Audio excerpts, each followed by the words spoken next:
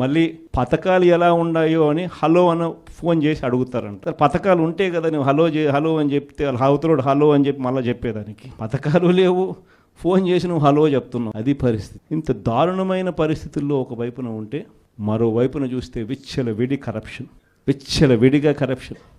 ఇసుక రేట్లు మనకన్నా తక్కువ రేట్లకు ఇస్తామన్నారు. ఈరోజు చూస్తే కనీసం ఆ రోజు రాష్ట్ర ప్రభుత్వానికి కనీసం ఖజానాకు డబ్బులు వచ్చేటివి. ఈరోజు రాష్ట్ర ప్రభుత్వానికి రూపాయి కూడా డబ్బు ఆదాయం రాకపోగా ఇసుక రేట్లు చూస్తే డబల్. ఈరోజు మద్యం పరిస్థితి చూస్తే గవర్నమెంట్ నడిపే మద్యం షాపులు పూర్తిగా రద్దు. ప్రతి గ్రామంలోనూ వేలం వేసి బెల్ట్ షాపులు 2 లక్షలు 3 లక్షలు అని చెప్పి వేలం వేసి మరీ బెల్ట్ షాపులు నడుపుతూ ఉన్నారు. 6 నెలలు అయిపోయింది.